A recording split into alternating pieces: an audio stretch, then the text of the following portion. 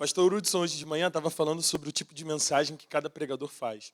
E eu gosto que a gente faça esse bate-bola assim, porque se você não veio de manhã, você não sabe o que ele falou, fica curioso, tem que passar no YouTube para saber. Mas voltando ao que o pastor Hudson estava falando de manhã, ele falou sobre os tipos de mensagens de cada pregador. E eu acho que ele foi muito preciso quando ele falou sobre o que o nosso pastor geralmente gosta de falar, né? Sobre a ética da vida e sobre a graça. De vez em quando, o pastor faz uma limpa naquela estante de Dumbledore que ele tem ali no gabinete dele. Se você já entrou no gabinete, você sabe que ele tem uma estante de livros imensa. E de vez em quando ele faz a limpa, eu fico ali esperando a xepa, assim, sabe? Eu fico ali esperando, igual os cachorrinhos caem as migalhas, eu fico esperando. E da última xepa que eu fiz, 5 livros eram sobre ética cristã. Eu falei assim, cara, o pastor Hudson foi preciso nisso que ele falou. Ele também disse que ele não sabe muito bem sobre o que ele fala, mas uma das coisas que eu acho mais precisas e excelentes da mensagem do pastor Hudson é como ele consegue perceber coisas do cotidiano. Ele consegue ter uma percepção sobre coisas muito minuciosas e consegue transformar isso ou sentimentos em sermão. E eu acho isso um dom, uma arte. Mas quando ele começou a falar isso, eu fiquei pensando assim, que tipo de mensagens eu construo quando eu vou pregar? E eu acho que as minhas mensagens, e aí os meus adolescentes, que estão na galeria, mas não estão no celular e não estão conversando, isso é maravilhoso. Eles que sempre me ouvem às terças-feiras, e aqueles que me ouvem geralmente, sempre, eu acho que eles vão poder confirmar melhor isso, mas eu acho que eu prego sobre como a gente consegue dar conta da vida à luz do Evangelho. Eu acho que toda a minha angústia é essa. Como é que a gente faz para dar conta da vida que a gente vive hoje, no século XXI, em 2020, no Rio de Janeiro, e como que o que foi dito para aquele povo que morava mais de 2000 anos atrás, lá no Oriente Médio, faz sentido para mim e para você hoje. Para mim, isso é uma química. Vitor Zarzar aqui é nosso jovem e estuda química. E todas as vezes que o Zarzar vai falar sobre como ele constrói bombas muito maravilhosas e os experimentos que ele faz, eu estou expondo todo mundo hoje, fiquem ligados. Dos experimentos que ele faz, eu fico abismado, porque se eu tivesse que fazer essas combinações, certamente todas essas bombas iam explodir em mim mesmo. Assim, eu não tenho a menor prática com a química. Mas a química da Bíblia, para mim, é isso. É você conseguir fazer a exegese de um texto, é você conseguir olhar para um texto que foi escrito para um outro público, num outro tempo, e conseguir transformar isso em alguma coisa para nós que estamos vivendo tanto tempo depois numa cultura muito diferente. Essa é a curiosidade para mim de olhar para a Bíblia e tentar entender os textos. E mais precisamente no início desse ano eu tenho pensado muito sobre o descanso. Talvez porque eu não tenha descansado tanto. Eu não tenho aproveitado os meus momentos de descanso como tempos de descanso. Eu não sei quem foi que convencionou a segunda-feira para ser um dia de folga pastoral. Provavelmente não foi um pastor. Porque domingo é um dia que tudo acontece na igreja. Então, o dia seguinte ao domingo, a segunda-feira, certamente é o dia onde a gente tem um monte de demandas e você não pode simplesmente chegar e dizer para as pessoas, olha, a gente se fala na terça-feira. Isso não acontece. Da mesma forma que a gente está o tempo todo tentando se ajustar à agenda da vida das pessoas. É muito engraçado porque todo mundo tem a sua própria agenda, mas o sentimento que eu tenho como pastor é que a gente está o tempo todo querendo entrar na agenda da vida de alguém. Esses dias eu cheguei na igreja e quando eu cheguei, bateu uma demanda na minha mesa e eu tive que sair de volta. Foi só o tempo de chegar e sair. E nada do que eu tinha planejado naquele dia, para mim, eu pude fazer. Mas é muito gostoso poder fazer parte da vida das pessoas também. E isso é uma coisa que eu aprecio e gosto muito. Mas eu tenho pensado a respeito do descanso, de como é importante a gente descansar e como é viver nessa sociedade que não valoriza o descanso. O descanso para nós é sempre um objeto de culpa. Se você trabalhou durante 5 dias na semana e está sábado em casa e de repente recebe um WhatsApp do seu chefe, a maioria dos seres humanos se sente constrangido em não responder. Talvez você seja a pessoa que diga assim, eu só respondo na segunda. Provavelmente você seja uma pessoa muito segura de si, se é que seu chefe faz isso e você responde dessa maneira. E eu sei que existem as pessoas que conseguem mediar esses sentimentos. Mas, em geral, nós trabalhamos 7 dias por semana, 24 horas por dia. Se antigamente a gente tinha um lugar para chegar e trabalhar, hoje em dia você acorda e pela tela do seu celular você pode começar a trabalhar. Então, tudo o que diz respeito à vida humana e a trabalho tem me chamado muita atenção, porque na medida que a gente vive essas coisas, a gente tem um disparo no número de pessoas que têm dificuldade na sua saúde mental. À medida que a gente vê essa falta do descanso, a gente começa a observar um grande desgaste nas relações humanas e na maneira como as pessoas se comportam. Isso reflete, inclusive, nas atividades que a gente faz na igreja. Graças a Deus, com os adolescentes, a gente tem uma agenda que funciona semanalmente.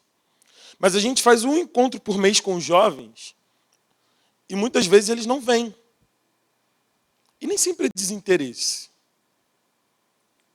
E eu não estou limpando a barra de vocês ainda não. Mas eu acho que tem dia que, assim, tem mês que a gente não teve um final de semana para passar com a família. Um final de semana para namorar. Um final de semana para sair. Mas não foi porque a gente não quis. Semana foi porque um professor passou todas as provas para aquela semana e a gente tinha que parar e estudar e utilizar o final de semana para isso. Outra semana foi porque a gente tinha uma questão da igreja que a gente precisava fazer, resolver um ministério. Outra porque tinha um aniversário de família. E se tem uma coisa chata no namoro, é esse monte de aniversário de família que você tem que ir em tudo. Não sei se você ama, assim, nos compromissos de família. Mas tem festas que são muito legais e tem outras que são muito chatas. Mas a gente precisa estar lá, sorrir, acenar. Mas aqui dentro você estava assim, nossa, eu trocava tudo por um Netflix agora. A gente tem esses sentimentos. E a gente tem que repensar um pouco essa questão do descanso. E semana passada eu falei um pouco sobre isso, não sobre o descanso físico, mas principalmente o descanso espiritual. A importância da gente encontrar em Deus descanso para a nossa alma. Mas hoje eu queria ir para um outro lado. Eu queria falar sobre o descanso que a gente precisa ter da religião. E se tem uma coisa que nos cansa, é essa vida religiosa. É essa vida quase que de obrigações. Uma vida que é criada em torno de muitas expectativas, muitos olhares, muitas percepções diferentes. E que causa na gente uma grande confusão sobre o que é de verdade viver seguindo Jesus. Seria muito mais fácil se a gente tivesse a oportunidade de caminhar em família sem que a gente tivesse muita opinião dos outros. Mas isso não é possível. Isso não é possível a partir da nossa casa. Quando a gente chega em casa e a gente tomou uma atitude diferente daquela que esperavam da gente, rapidamente nós somos apontados e as pessoas querem dizer o que elas pensam. Mas quando a gente começa a fazer parte de um ambiente religioso, isso evolui ainda mais. E de repente tem um monte de gente tomando conta da sua vida. E você também começou a tomar conta da vida de um monte de gente. E na era do WhatsApp a gente tem grupos, né? Grupos onde a gente faz comentários sobre tudo o que acontece, sobre tudo que a gente vê. Seja da roupa do que o outro chegou, sobre uma coisa que aconteceu no culto. E não acho que você que não tem um grupo de WhatsApp para comentar durante o culto, não tem oportunidade de fazê-lo. Porque às vezes você tem aquele amigo, aquela amiga de coral que você já conhece há muito tempo, e quando acontece alguma coisa, basta que vocês se olhem. E vocês já entenderam o que aconteceu. Sabe? É motivo já para você se desconectar daqui. Mas eu não estou falando sobre essas coisas engraçadas só que acontecem durante o momento que a gente cultua, não. Eu estou falando sobre experiências religiosas que tiram as nossas energias. Existem alguns extremos, eu queria falar também dos extremos. Eu não sei quantos de vocês ouviram falar sobre um movimento que foi levantado chamado maçonaria. Alguém ouviu falar sobre isso? Que foi um movimento que tratava do seguinte caso. Era um retorno, eu até anotei aqui para falar bem direitinho o que eles dizem no seu slogan, voltando à masculinidade bíblica. ou de alguma forma até um pensamento patriarcal. E eu fico pensando assim, o que é que eles queriam resgatar naquela masculinidade patriarcal que não encontraram na masculinidade de Jesus de Nazaré e dos seus discípulos e de quem caminhava com ele. Mas foi um movimento que começou a ser amplamente criticado por ser um movimento religioso dentro de um país que precisa fazer sérias reflexões sobre o tipo de políticas que tem para homens e mulheres e os tipos de diálogos que precisa construir para esses dois grupos. Nós somos o 5º país no mundo que mais mata mulher. E aí a religião começa a construir esse tipo de conversa e diálogo em torno de reforço de masculinidade. Que tipo de masculinidade é essa que esses irmãos estão pensando em fazer? Mas é um movimento religioso que parece meio estranho para quem não está nos nossos arredores. E até para quem está nos nossos arredores, é estranho. Existe outro movimento religioso extremo que é um pouco estranho. Talvez você já tenha visto pela cidade, pichado em algum... no chão ou na parede ou num calçadão. Jesus voltará em 2050. Quem já viu isso aqui, por aqui? Muito bem. Não somos maçons, está logo embaixo, né? Tem um aviso que é sobre isso. Mas é um outro movimento que, inclusive, tem um documentário do NetGeo que mostra o que esse grupo religioso está fazendo. Que tipo de noias esse pessoal está apostando para viver.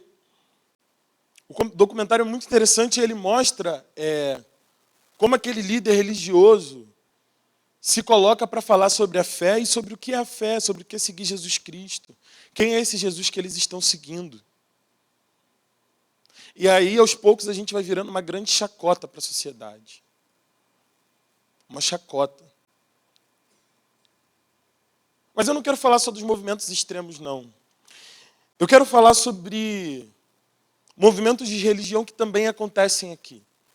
É muito fácil falar de movimentos religiosos que não estão ligados a gente, que a gente nem conhece. Mas existem alguns movimentos religiosos que são, às vezes, até imperceptíveis para algumas pessoas, mas que são muito tóxicos para quem vive e para quem percebe. Por exemplo, aqueles que vivem para ditar o que o outro pode ou não pode fazer. Todas as vezes que eu pergunto aos jovens sobre o que eles querem fazer, sobre pode ou não pode. E isso começou a levantar para mim assim, um grande alerta vermelho. Está muito estranho essa galera ter chegado à idade que chegou e ainda ficar nessa pergunta do que pode ou não pode fazer. Mas isso não fica só entre os jovens. A gente chegou num lugar, socialmente falando, né, como país, como sociedade, onde a gente acha que é normal normar a vida do outro o tempo inteiro. Só que isso é tóxico. Eu vou abrir o coração para falar de um movimento que vai acontecer no próximo final de semana, que é Carnaval. Que para mim, como pastor de jovens, é sempre um tempo de muito aborrecimento. E o aborrecimento não necessariamente é sobre o que acontece com os jovens e adolescentes da igreja. Mas é sobre a quantidade de mensagens que eu recebo nessa época, com print, com mensagem, dizendo o que viu o outro fazer, o que o outro não fazer. Isso é um aborrecimento. Queria que você que gosta de fazer isso procurasse os pais hoje e pegasse o telefone deles, assim, para você poder mandar para os pais dessa galera. Mas é um movimento do pode ou não pode, do eu acho isso ou eu acho aquilo, que acaba se tornando muito tóxico nesse ambiente. Quando, na verdade, se a gente for para Jesus de Nazaré, a gente não vai encontrar algumas coisas que a gente encontra nesse ambiente religioso. E eu queria que nessa noite a gente pudesse refletir sobre quem Jesus de Nazaré era de verdade. E o tipo de convite que ele nos faz.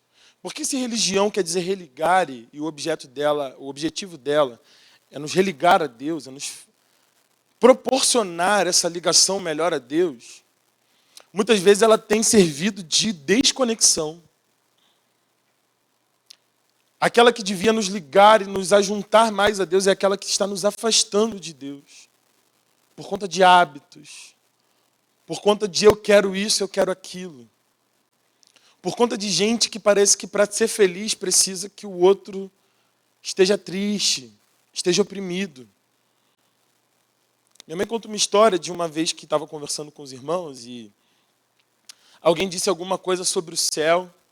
E aí uma irmã, naquela reunião, disse o seguinte: olha, se eu quero muito ir para o céu, mas morar do lado da fulana não tem condição. Espero que o céu tenha muitas moradas e muitos bairros, porque eu quero morar longe dela. Que concepção é essa que a gente criou de céu?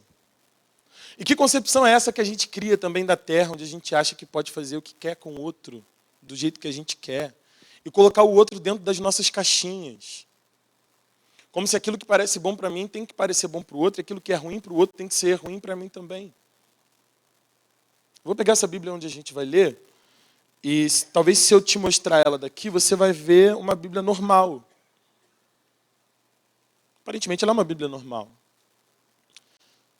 A última vez que eu preguei com ela, eu deixei um copo d'água inteiro cair dentro dela. E aí, se você for olhar ela de perto, você vai ver que tem algumas folhas que estão meio diferentes. Assim como, numa outra oportunidade, essa Bíblia é uma Bíblia guerreira. Ela é nova, mas ela já tem muita história para contar. Eu deixei perto de um adolescente que resolveu comer um hambúrguer em cima dela. Ela foi toda engordurada na sua ponta. Mas talvez daí de onde você esteja, você não consegue ver o que há de defeito nela. Mas de perto eu consigo ver, eu consigo saber a história. E talvez a gente precisasse começar a fazer esses movimentos de entender que talvez o que parece bom para mim não parece tão bom para você, mas para mim tá bom, tá legal. E Jesus, ele deu álibi para eu poder fazer esse tipo de mensagem essa noite. Jesus não era esse Deus que... Bem, vamos para o texto. Vou te convidar a abrir a sua Bíblia em Mateus, no capítulo 11. E a partir do texto a gente vai ver que tipo de Deus Jesus é. E que tipo de expectativa ele tem para mim e para você. Nesse e em qualquer outro tempo da nossa vida. Mateus capítulo 11. Quero te convidar a ler a partir do verso 25. O que a palavra de Deus tem para nos dizer nessa noite.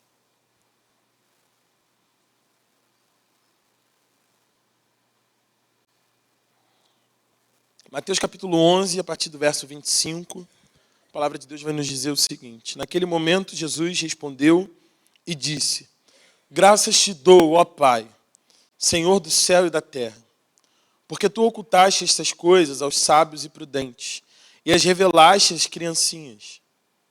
Sim, Pai, pois assim foi agradável diante de ti.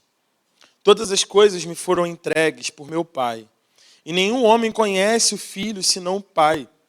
E nenhum homem conhece o Pai senão o Filho, e aquele a quem o Filho o quiser revelar. Vinde a mim, todos vós que estáis cansados e sobrecarregados ou oprimidos, e eu lhes darei descanso. Tomai sobre vós o meu jugo, e aprendei de mim, pois eu sou manso e humilde de coração, e encontrareis descanso para vossas almas, porque o meu jugo é suave e o meu fardo é leve. Vamos falar com Deus. Senhor, eu preciso da tua ajuda nessa noite. Eu quero clamar pelo teu sangue sobre nós.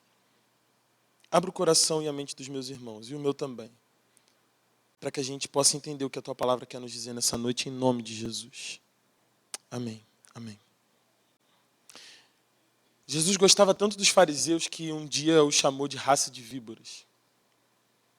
Era o tipo de pessoas que estava sempre pronta para contestar o que Jesus fazia ou deixava de fazer. Era o tipo de gente que estava o tempo todo esperando que Jesus deslizasse para que elas pudessem tecer um outro comentário.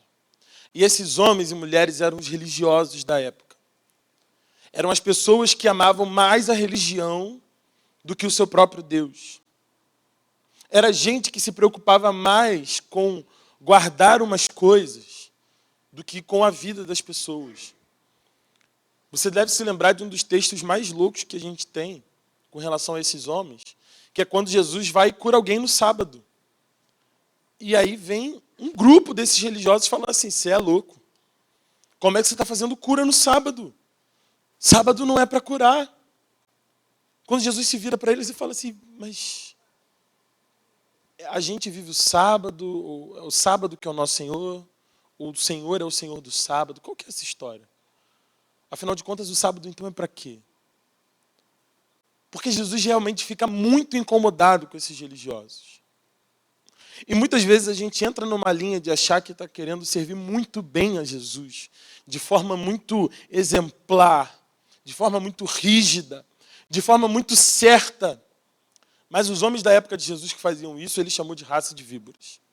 Não eram as pessoas que Jesus mais gostava de ter em sua presença. Mas quem eram as pessoas que Jesus tinha em sua presença? As pessoas simples. Pessoas normais que não tinham onde cair mortas, para falar a verdade. Jesus andava com as pessoas mais pobres daquela terra. Mas Jesus começa esse texto que a gente acabou de ler dizendo que foi a esses que o seu Pai se revelou. E não aqueles religiosos que prontamente queriam defender Jesus e a sua religião. Jesus tinha um outro olhar sobre as pessoas que agiam desse jeito, mas amava aqueles que eram simples. E geralmente nós costumamos subestimar as pessoas simples do nosso tempo. Mas Jesus era um Deus que falava de forma tão fácil e era tão simples também nas suas palavras que ele atingia pessoas simples. No tempo de Jesus haviam rabinos. E os rabinos tinham a função de interpretar o que a palavra de Deus dizia. Essa era a função dos rabinos. E a sua interpretação, aquilo que eles interpretavam das Escrituras, se tornava o jugo do rabino. Então, o que é o jugo do rabino? Ele pega as Escrituras, ele estuda o que as Escrituras dizem, e a partir do que ele entende das Escrituras, ele cria o seu jugo. O seu jugo é a maneira como ele entende cada texto e como você vive a partir daquele texto. Porque o trabalho do rabino, em primeiro lugar, era interpretar. Mas não era somente trazer uma interpretação do texto, mas mostrar como a interpretação daquele texto servia para a vida das pessoas. Como é que aquilo, de alguma forma, era prático para eles. Você quer ver, por exemplo, um dos temas que estavam sendo debatidos na época de Jesus? Um era sobre esse que eu falei do sábado. Alguns rabinos diziam, por exemplo, tem uma questão muito levantada, talvez você já tenha ouvido falar sobre isso, sobre o que você pode fazer se a sua casa pega fogo no sábado. A gente acabou de falar sobre essa questão da cura no sábado, mas tinha essa questão, porque se você não pode fazer trabalho, e para o judeu é trabalho nenhum. Alguns amigos que foram a Israel já me contaram, inclusive, que quando você pega o elevador do hotel no sábado, você vai parando em todos os andares, porque até apertar o botão pode ser o trabalho para algum deles. É assim que eles enxergam esse guardar o sábado. Mas para um rabino, talvez, se você tivesse a sua casa incendiada num sábado, você precisaria sair só com a roupa do corpo e acabou. Mas outro rabino, no seu jugo, poderia dizer o seguinte: olha, se a sua casa pegar fogo no sábado, você pode levar o que você conseguir pegar com as suas mãos. Cada rabino tinha uma forma de interpretar e de trazer a prática daquele texto para as pessoas que viviam naquele tempo. E você escolhia que jugo você queria receber. Que jugo você queria seguir.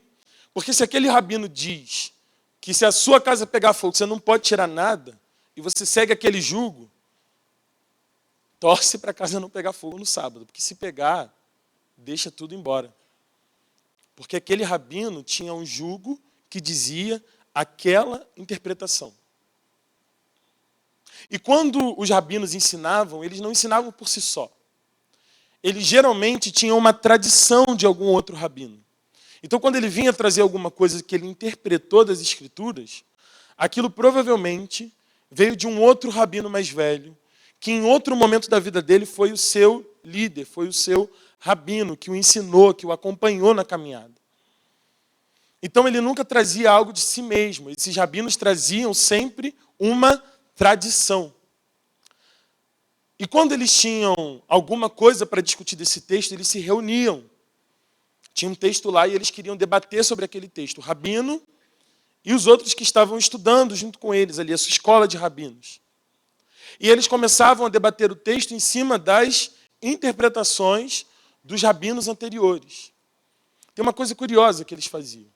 Quando um daqueles aprendizes dizia alguma coisa que estava muito distante do que aquele rabino pensava, ele dizia: você anulou ou você aboliu a Torá. A Torá são os 5 primeiros livros da Bíblia, a gente entende que são os livros que Moisés escreveu, são os livros que falam da tradição do povo de Israel. Então, se eles estavam debatendo alguma coisa ali, e aquele rabino que estava aprendendo, daquela escola de rabino, falava alguma coisa muito longe da interpretação, ele virava e dizia, olha, você aboliu a Torá. Mas se por acaso aquele rabino fosse bem, mandasse bem no seu comentário, e se aproximasse da interpretação daquele seu rabino, líder ali, ele diria, olha, você se aproximou da Torá. Ou melhor, você cumpriu a Torá. É por isso que lá em Mateus 5,17, Jesus diz exatamente isso. Eu não vim para abolir, mas para cumprir toda a lei. E é por isso que nesse momento aqui, quando ele está reunido com esse grupo de pessoas, ele diz, olha, o meu jugo é suave. O que Jesus está fazendo nesse momento é dizendo assim, olha, alguns rabinos que vocês seguem têm jugos muito pesados. Esses rabinos que vocês ouvem trazem coisas muito difíceis de vocês viverem. Alguns deles muito religiosos estão mais preocupados com o que a lei diz do que o que a vida dá conta. Mas a maneira como eu lido com isso é diferente. Isso explica por que tem tanta gente andando atrás de Jesus. Porque Jesus tinha um discurso que de fato era gostoso de ouvir. Quando Jesus abria a sua boca para falar, as pessoas queriam ouvir o que ele estava falando. E aí era na beira da praia, era em cima do monte. Jesus ia passeando e por onde ele ia, as pessoas iam atrás dele para ouvi-lo. Porque aquilo que Jesus falava não era pesado. Aquilo que Jesus falava trazia leveza para a vida daquele povo. As palavras de Jesus, os ensinamentos de Jesus traziam vida para aqueles que em vida eram praticamente moribundos. Estavam morrendo e padecendo por conta de Roma, por conta dos impostos que tinham que pagar, por conta dos sofrimentos que tinham da vida, por conta das doenças que os acometiam, por conta dos demônios que os possuíam. Se você for ver o ministério de Jesus, Jesus está o tempo inteiro cuidando e libertando essas pessoas. E à medida que o ministério de Jesus vai acontecendo, as pessoas começam a segui-lo, porque ele tem um jugo suave. E quando ele traz as suas palavras, isso muda e transforma a vida daqueles que o ouvem. Então tem um novo rabino na história que quando chega diz o seguinte, olha, venham a mim vocês que estão cansados e sobrecarregados, e eu vou dar descanso para vocês. É por isso que é importante a gente pensar sobre o descanso na perspectiva da religião. Porque muitos de nós estamos cansados das coisas que nós vivemos, não porque estamos seguindo Jesus, mas porque estamos seguindo interpretações pesadas que nada têm a ver com o que Jesus nos disse, com o que Jesus deixou para nós. E essa é uma noite para a gente colocar na balança as palavras de Jesus e as coisas que nos aprisionam com o nome de Jesus, com cara de Jesus, mas que não tem nada de Jesus. É como alguém que... Eu ouvi essa expressão, ouvindo uma mensagem dessa semana. É como alguém dizer assim, olha, você está doente? Então eu tenho um médico te apresentar. Você aceita receber o contato desse médico? E aí a pessoa aceita o contato desse médico e vai. Mas aceitar o papel desse médico não cura a doença que a pessoa tem. O que vai curá-la é o processo de ir ao médico, dizer, doutor, eu estou sentindo isso, eu preciso que o senhor fale alguma coisa, e o médico passa um remédio, e eles começam um tratamento. O processo de cura começa quando isso acontece. E o pastor Hudson falou hoje de manhã sobre arrependimento, sobre a importância da gente se converter, dessa metanoia que muda a direção da vida da gente, de uma vez por todas na direção de Jesus. Mas isso só acontece quando a gente para de seguir a religião e começa a ter encontros verdadeiros com Jesus. Quando a gente começa a viver não pela interpretação dos outros, mas de acordo com a interpretação que a gente tem da palavra de Deus. Não mais sobre aquilo que nos falaram, mas daquilo que a gente crê e que faz sentido na vida da gente. Outro dia eu estava na casa da avó de um amigo muito querido, e a gente estava conversando, e papo vai, papo vem. Ela falou do quanto ela gosta de vir aqui.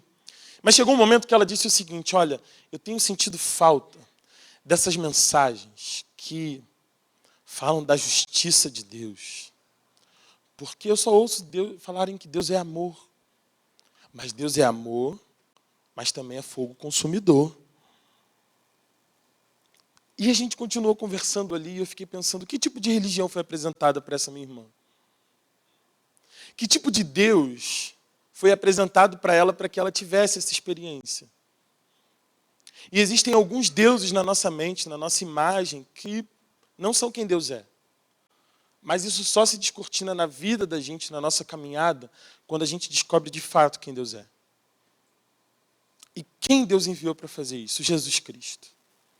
Jesus Cristo é aquele que é o nosso modelo para quem a gente pode olhar e de fato saber quem é o Pai.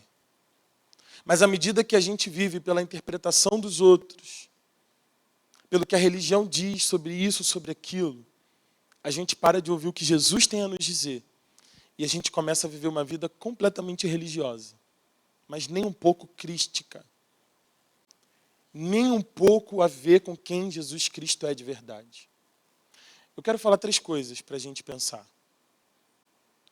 3 coisas que podem fazer e tornar o nosso coração um coração mais parecido com o de Jesus. E não um coração mais religioso. Não um coração preocupado com as coisas, mas um coração preocupado com a vida das pessoas. Um coração como o de Jesus, que recebe uma mulher que foi pega em adultério.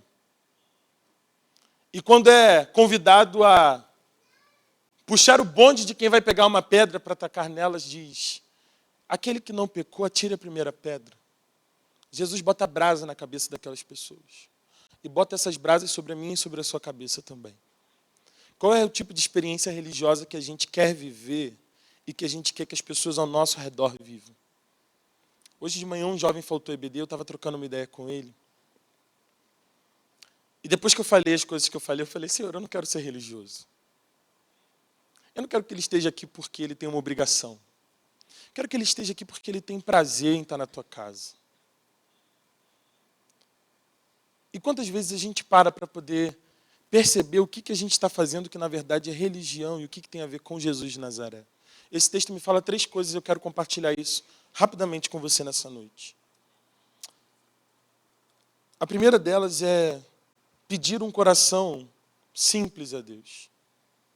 Pedir a Deus que nos dê um coração simples e manso. Sabe, a gente precisava tomar mais cuidado com essas pessoas que estão o tempo todo com um conselho na ponta da língua, que tem sempre o que dizer. A gente devia desconfiar mais disso.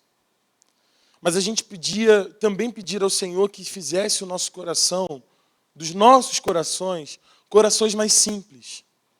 Eu acabei de dar esse exemplo do EBD, e se eu for fazer uma análise da minha vida, eu acho que isso só faz sentido porque eu também cresci num lugar onde eu tinha que ir. Os assuntos na minha casa eram do tipo assim, quando eu era adolescente. Você tem festa hoje, você pode ir. Está tranquilo na festa. Você vai chegar a que horas? Meia-noite? 1h? 2h? Você está tranquilo, pode chegar a hora que você quiser. Amanhã tem EBD 9h. E eu estava lá. Diferente de alguns, assim, que eu sei que a mãe fica, que peninha. Peninha? A minha mãe, 8h da manhã, entrava no meu quarto cantando, abrindo a janela e falando assim, levanta porque eu te avisei. Era um negócio assim meio doido, e tinha que ir mesmo. E graças a Deus pelo que minha mãe fez, pela maneira como ela me doutrinou, me ensinou. Mas isso acaba se tornando automático, sabe? E a gente para de pensar no porquê a gente faz as coisas. Mas quando a gente decide ter um coração simples e manso, a gente pega esses sentimentos, essas raivas que a gente tem quando o outro faz uma coisa diferente do que a gente gostaria, ou quando o outro toma uma atitude diferente da que a gente queria que ele tomasse, com um coração manso e suave a gente consegue olhar e falar, vamos caminhar mais um pouco. Com o coração mais suave, a gente chega mais suave para falar. Com o coração mais suave, a gente chega mais tranquilo no embate com o outro. Mas se a gente está sempre com 5 pedras na mão, a gente está o tempo todo distribuindo e tacando pedra. Você quer ver uma coisa? Às vezes a pessoa está 1 mês sem vir à igreja. Um tempo. Qual é a primeira coisa que você fala quando fala com a pessoa? Está sumido. De onde a gente tirou isso? Que péssimo. A pessoa está sumida, você não perguntou por que ela estava sumida. Você não perguntou o que lhe aconteceu. Você não perguntou se a casa dela estava bem, se ela estava precisando de alguma coisa. Numa dessas, uma vez eu perguntei a um adolescente, falei, cara, você está muito sumido. E ele virou e falou assim, eu não tenho dinheiro de passagem para vir. De graça, sim, sabe? A gente precisa pedir a Deus que nos dê corações simples, que possam entender o outro, que possam ter empatia. E corações simples também que não façam de tudo uma tempestade em um copo d'água. Corações simples para olhar as situações e falar assim, caramba, Jesus não agiria como eu gostaria de agir. Então eu preciso dar um passo atrás e agir como Jesus agiria. E gente, olha, quem está falando isso para você é alguém que está buscando isso, tá? Não é alguém que está perfeito, no coração manso e tranquilo. Porque tem hora que algumas coisas acontecem aqui nesse ambiente e em outros, que eu olho, eu fico olhando, eu falo assim, Pai do céu. Mas o meu desejo era de tomar uma outra atitude. E tem momento que a gente precisa ser enérgico. Mas eu acho que a primeira coisa para a gente viver uma experiência religiosa que faça sentido e que não faça mal para quem está do lado da gente é, Senhor, me dá um coração simples. Concede ao meu coração a simplicidade de entender que às vezes o outro está num momento diferente do meu. Concede ao meu coração o entendimento de esperar até o momento certo de falar certas coisas. Senhor, não é porque os processos não aconteceram da maneira como eu gostaria que eles não são teus. Me dá sabedoria para aprender a lidar com isso. Porque se a gente começa a conhecer Jesus, a gente tem que se tornar mais parecido com Jesus e menos religioso. Há um pastor que eu gosto muito, eu li um livro dele essa semana, e ele conta sobre quando a sua igreja estava começando. E aí ele disse que na 2ª ou 3ª semana, os irmãos começaram a chegar de carro e brigar pelas vagas da igreja. Graças a Deus isso não acontece em Barão da Taquara. Todo mundo chega, obedece, o pessoal do estacionamento, isso é excelente. Mas o pessoal começou a brigar. E aí ele disse que estava muito nervoso para fazer isso, mas chegou no domingo e falou, irmãos, olha, se você não é crente e está vindo na nossa igreja, a gente se sente muito à vontade com você, a gente fica muito feliz porque você veio, a gente quer muito que você retorne. Mas eu tenho um recado para os crentes dessa igreja. Se você é crente e não consegue ser crente no estacionamento da igreja, queria que você repensasse a sua vida com Jesus. E, por favor, não fale lá fora que você é crente, porque se você não dá um bom testemunho no estacionamento, certamente você não dá do portão para fora. Pense se semana que vem você quer, de verdade, fazer esse tipo de coisa no estacionamento. E ele disse que a igreja aplaudiu, por mais nervoso que ele estivesse para falar aqui. Mas existem momentos que a gente tem atitudes que não são de crentes. São de religiosos fervorosos. Mas a gente não está numa caminhada para se tornar religioso. Nós estamos numa caminhada para nos tornarmos mais parecidos com Jesus. E Jesus tinha um coração manso e suave. Que a gente tem esse coração de Jesus na nossa caminhada. Segunda coisa que você pode fazer é pedir discernimento sobre quem Deus é. Senhor, me dá discernimento a cada dia sobre quem você é. Cristo nos oferece tantas coisas.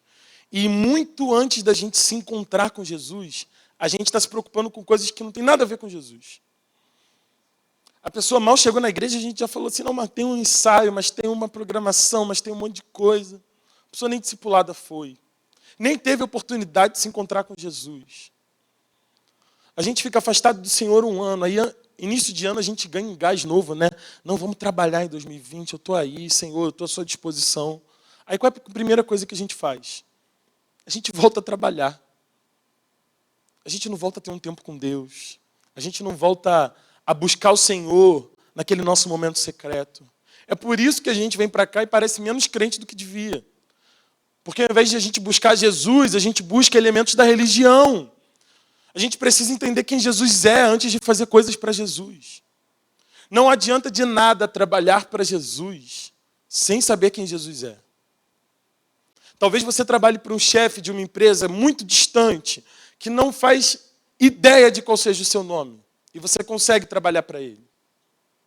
Talvez você tenha uma pessoa muito distante a quem você responda no seu trabalho, e você consegue fazer isso. Agora vamos nos lembrar disso para sempre. Se a gente quer trabalhar e servir a Jesus, a gente precisa conhecê-lo. Porque o modelo de Jesus é diferente do nosso. E se a gente não pedir um coração igual ao dele, a gente vai com o nosso coração de carne. Não, a gente vai com o nosso coração de pedra. E aí esse coração de pedra vai socando todo mundo que está no caminho da gente. Mas quando a gente tem um coração transformado e a gente começa a aprender quem Jesus é, aí a gente tem a oportunidade de viver e fazer como Jesus fazia. E sobre discernir quem Jesus é importante a gente lembrar também de buscar na palavra de Deus. A Bíblia fala sobre os irmãos bereanos, aqueles irmãos lá da Bereia, que quando alguém falava alguma coisa para eles, o que eles faziam? O que eles faziam, irmãos? Eles buscavam na palavra, iam lá para conferir se aquilo que estava sendo ensinado estava de acordo com as Escrituras. A gente está pronto a ouvir um monte de coisa. E não é só a palavra de Deus, não. É um monte de fake news que a gente só vai passando à frente, assim, a gente nem vê o que está passando. Deu play no vídeo, achou legal, já vai passando. Pelo amor, vamos passar à frente. Eu cansei de ver isso aqui em grupos da igreja, que alguém veio logo depois e falou assim, meu irmão, não é verdade, a notícia não procede. A gente nem se dá o trabalho. A ideia de compartilhar é tão forte que a gente compartilha antes de ter certeza se aconteceu. Falecimento do Gugu recentemente. A gente estava aqui, era PG, o pessoal já estava falando que o cara morreu, o cara só tinha sofrido um acidente. Sabe como é que começam essas coisas? A gente compartilha antes de pesquisar e saber se aconteceu. E assim também com Deus. A gente vai espalhando um monte de fake news para a nossa vida e recebendo um monte de coisa achando que é coisa de Deus, mas sem ter relacionamento com Deus, sem procurar o que Deus falou é a verdade. Sem procurar onde na palavra o Senhor nos ensina sobre isso. Eu tenho orado, irmãos, pedindo que Deus me dê fome e sede da palavra dele. E quando eu peço isso a Deus, não é porque eu quero ficar melhor, não. É porque eu estou precisando de fome e sede da palavra de Deus. Pegar isso aqui e falar, meu Deus, como isso é precioso que eu estou estudando. Mas eu também tenho dias em que eu passo sem ler. Em que eu não encontro aqui um texto que eu olho e falo assim, nossa, como isso mudou a minha vida. Mas o que muda a vida da gente não é o ato, não é o rito. É a relação, é a prática, é a proximidade. É o aprofundamento naquilo que Deus tem para a gente. Por isso, antes de continuar a sua caminhada, peça ao Senhor um coração simples, um coração suave. Mas peça também ao Senhor que você conheça quem Ele é de verdade. E lembre-se das suas experiências. Perceba se as suas experiências são experiências libertadoras. A Bíblia nos diz que se o Filho nos libertar, verdadeiramente seremos livres. João 8,36.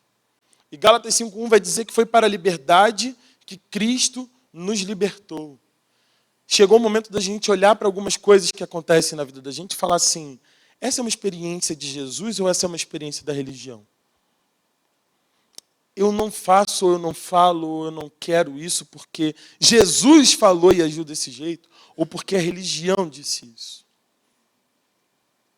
Jesus é o Deus da liberdade. E não tem nada que Jesus queira que não proceda da tua liberdade. A gente entende o dízimo como um mandamento. E tem uma galera que, a gente até cantou uma música hoje que fala dos gafanhotos, né? Eu amo essa música, mas ela tem essa partezinha aí. Que é uma coisa do tipo assim, não entregou, vai na sua casa e vai buscar tudo que você tem. Meus irmãos, que tipo de crença a gente tem? Que Deus é esse que ora é muito bom e na outra hora ele manda os cobradores de impostos na sua casa para te dar uma chicotada que você não entregou. Deus quer frutos de liberdade. O fruto do teu arrependimento, como o pastor Hudson falou de manhã, é um fruto de liberdade. É do momento que você fala assim, Senhor, eu preciso me perdoar e eu preciso viver coisas novas contigo. É um fruto de liberdade. Porque se você não quiser de verdade viver isso, se você não quiser de verdade se arrepender e viver uma coisa nova diante de Deus, sabe do que vai valer a sua oração? Nada, você ora e no instante seguinte você quer praticar as mesmas coisas. Mas o Senhor está nos chamando nesse tempo para viver em liberdade. E aqueles que vivem pelo Espírito Santo de Deus são livres. É claro que a gente precisa sempre lembrar que liberdade não é libertinagem. Você que está esperando essa noite uma liberação para o bloquinho, você não vai conseguir. Não daqui. Agora, tem gente que vai fazer do retiro, do acampamento de carnaval, o seu bloquinho.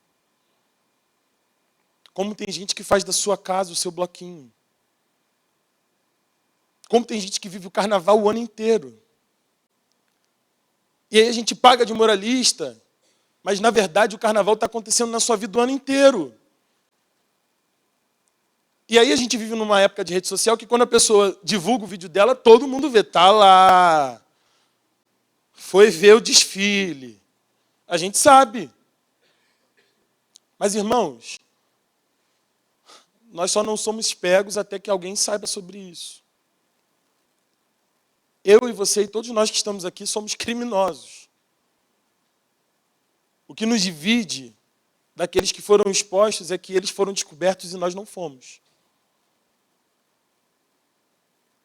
Não temos o dever e o direito de normar sobre a vida dos outros dessa forma.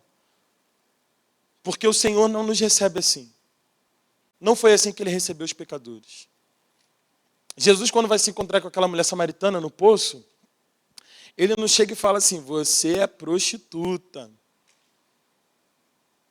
5 maridos, né? Eu sei da tua história, estão contando por aí. Jesus chega e começa uma conversa com ela. E fala assim, eu sei que você tem uma sede aí que pode ser saciada de outro jeito. Me dá água. E ela fala, como você me pede água? Jesus chama a gente para conversa. Jesus tem prazer em conversar com a gente e trazer a gente para a conversa dele. Mas a gente decidiu ser hater uns dos outros, né? A gente já decidiu bloquear, deletar, colocar no paredão. A gente inverteu a lógica de Jesus. Jesus recebe todo mundo e fala assim, vem. E no final ele fala, vai, não peques mais. Mas ele está sempre de braços abertos para nos receber. Perceba se as experiências que você tem tido são com Deus ou são com a religião. Jesus nos liberta. Jesus nos faz livres. Jesus nos faz livre para viver coisas maravilhosas nele. Não para a gente fazer só o que a gente quer. Uma vez um amigo na escola me perguntou assim, pô, cara, você não bebe e tal? Na época do ensino médio. E eu falei, não. E a gente começou uma conversa e ele falou assim, pô, esse negócio de igreja é mó prisão, né? Eu falei, não sei, porque deixa eu te dizer uma coisa. Eu não bebo, mas eu posso beber. Ah, não, mas crente não bebe, não pode. Eu falei, a Bíblia não fala que eu não posso. Estou vendo que você sabe muito pouco da Bíblia. Dá uma olhada na Bíblia. Você que está cativo de toda festa precisar beber para poder ser feliz, cara. Eu estou feliz o tempo inteiro. Bebendo ou não. Quem é que está livre? Então existem experiências com Jesus que deixam a gente livre. Como existem experiências que são fake experiências de Jesus. Mas são experiências com a religião. E aí não é sobre você bebe ou você não bebe. É bebendo ou não, eu sou livre em Jesus. E você, qual é a tua relação com Jesus? Ou a tua relação é com a religião, que diz o que você pode ou não pode fazer? Em terceiro lugar, para a gente encerrar essa noite, é bom que você peça a Deus um coração simples. É bom que você peça a Deus discernimento e fala, Senhor, eu quero conhecer quem você é de verdade. Mas é bom que a gente peça a Deus o conhecimento sobre a sua palavra. Naquela época, a gente não tinha exemplares da Bíblia como a gente tem hoje.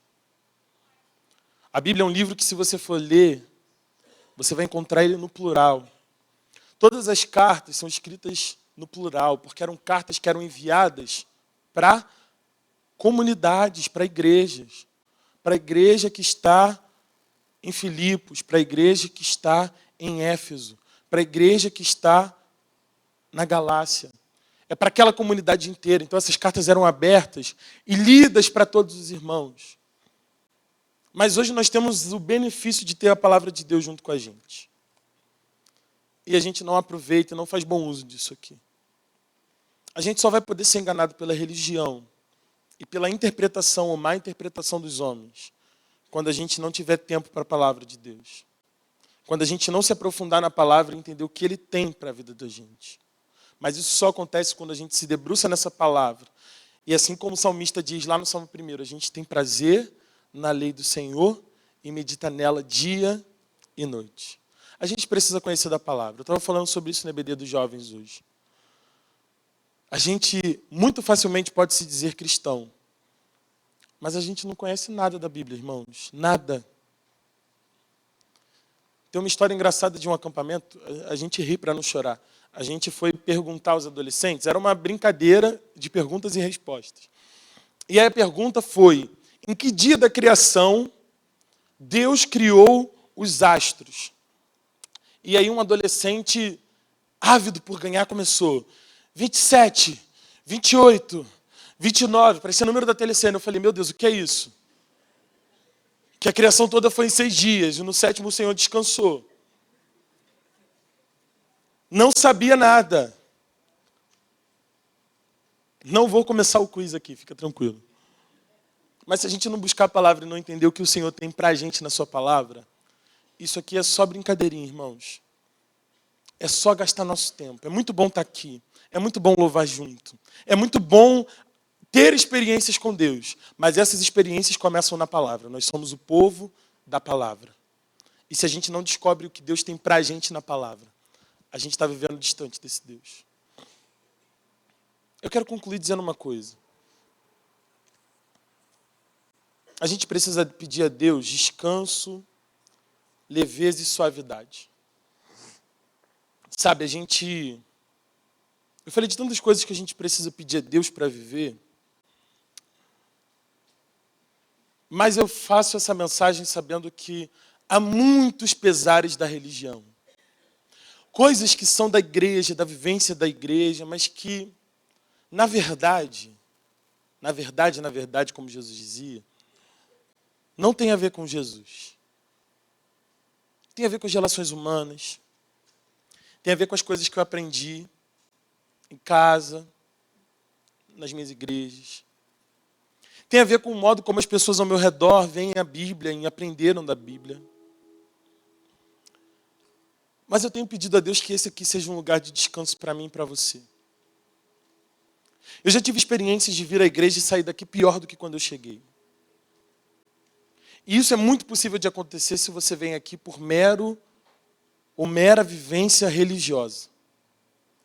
É muito natural você vir aqui e sair daqui aborrecido e chateado se isso aqui for só uma experiência religiosa. Mas o que Jesus diz nesse texto é: venham a mim, vocês que estão cansados e sobrecarregados, e eu vos darei descanso. Eu vos aliviarei. Esse aqui é um lugar para a gente ter descanso. Tem que ser um lugar para a gente brigar menos. Tem que ser um lugar para a gente criticar menos. Precisa ser um lugar onde a gente se olha e a gente se entenda como filho de Deus, sabe? Mas isso só acontece quando a gente abaixa o volume da religião e aumenta o volume de Jesus. Quando a gente para de crer naquilo que o outro acha, do pode ou não pode, e a gente começa a ver que Jesus é um Deus que nos recebe com muito carinho, que nos diz também o que pode e o que não pode, mas que está atento às nossas necessidades, não somente à lei. É por isso que quando ele reinterpretava, ele disse: olha, vocês já ouviram isso, mas eu vos digo outra coisa. E muitas vezes, quando Jesus ressignifica o que ele diz, é pesado. Nos parece pesado. Mas quando a gente tem relação com ele, a gente descobre que aquilo que parecia ser muito pesado e difícil se torna leve, porque é o jugo desse rabino, que é um rabino maravilhoso, porque Ele é o Filho de Deus. E Ele veio ao mundo para tirar a gente dessa vida de pecado. Não adianta a gente vir para cá e não ser transformado, como o pastor Hudson falou hoje de manhã.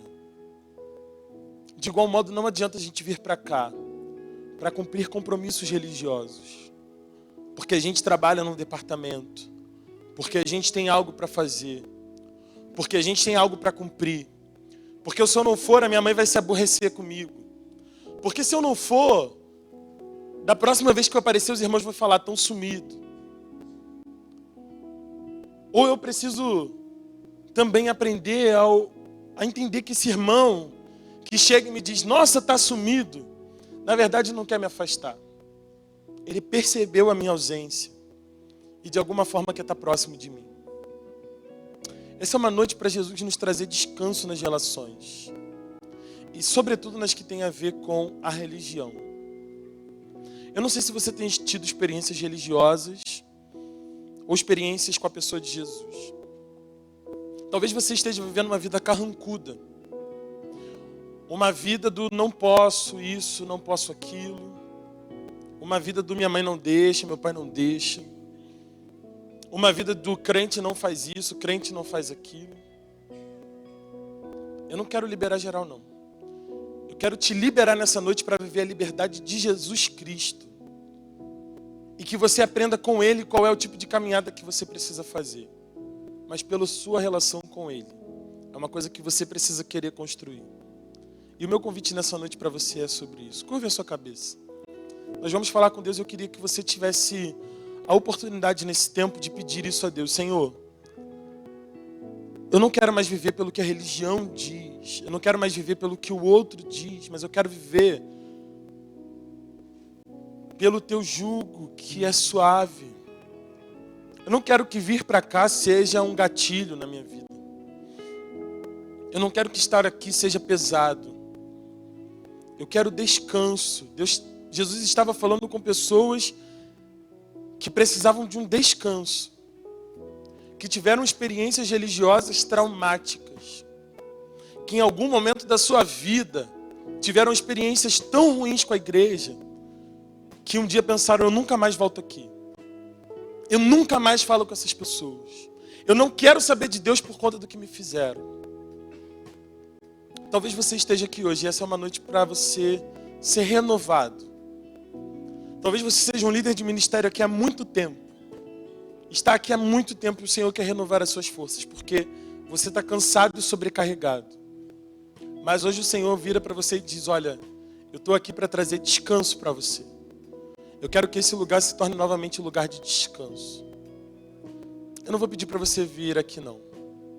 Enquanto estamos de olhos fechados, eu quero que se você entende nessa noite que você precisa dessa renovação, estar mais perto de Jesus e mais longe da religião, aí onde você está, fique de pé. E fala, Senhor, eu quero ter essa relação contigo. Enquanto a gente estiver cantando essa canção, você pode ficar de pé no seu lugar. E no final nós vamos orar por isso e pedir, Senhor, me ajuda a me conectar com o Senhor.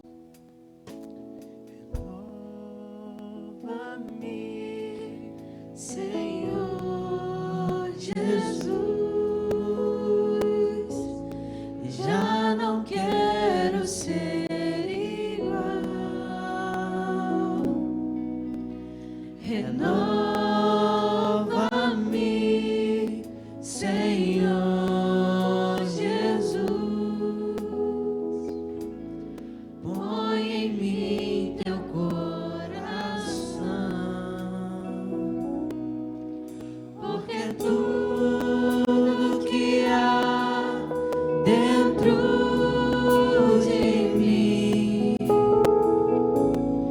necessita ser mudado, Senhor, porque tudo que há dentro do meu coração necessita mais de ti. Quero te convidar mais uma vez a ficar de pé se você, nesse momento, entende que precisa ter as suas forças renovadas pelo Senhor. Se você está vivendo pela religião, mas que tem um encontro com Jesus nessa noite, fique de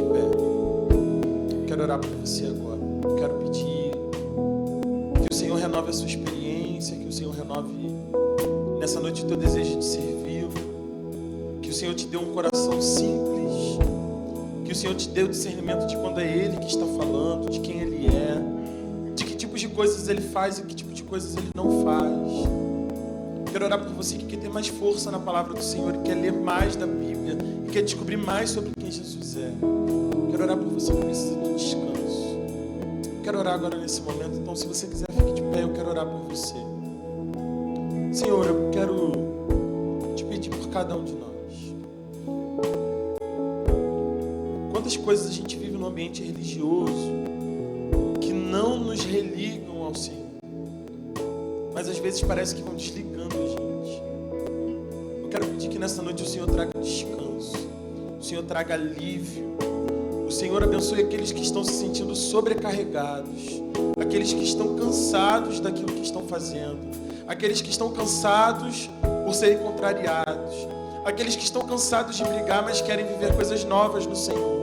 Eu quero te pedir por aqueles, ó Pai, que por conta de um relacionamento estão desgastados com alguém aqui. Eu quero te pedir por aqueles que não têm tido forças, ó Pai, para encontrar em Ti as palavras de vida eterna. Por aqueles que não têm tido experiências com o Senhor, mas precisam descobrir quem o Senhor é de verdade. Eu quero te pedir pelos irmãos que, como eu, querem ter um coração simples, um coração dócil, um coração pronto a ouvir a Tua voz. Restaura, Pai. Renova nessa noite no nosso coração um coração parecido com o Teu. Renova as nossas forças, porque já não podemos ser iguais. Queremos viver experiências novas contigo. Queremos experimentar do Teu descanso em todas as áreas das nossas vidas. Eu quero te pedir por aqueles que estão desanimados de estarem aqui, mas que vieram hoje. O Senhor conhece cada coração. O Senhor sabe quantos vieram aqui em busca de uma palavra para a sua semana. O Senhor sabe quantos vieram aqui com vontade de parar por conta dos seus pecados, por conta das suas dificuldades. Eu quero pedir em nome de Jesus, Espírito Santo, fortalece os meus irmãos. Quero te pedir que a gente seja uma comunidade, Senhor, de amigos, de irmãos, uma comunidade que se preocupa com o outro, uma comunidade, ó Pai, que está menos preocupada com coisas, com alguns costumes, com algumas coisas que a gente traz no coração, mas preocupado com as pessoas. Dá-nos, Senhor, um coração parecido com o de Jesus.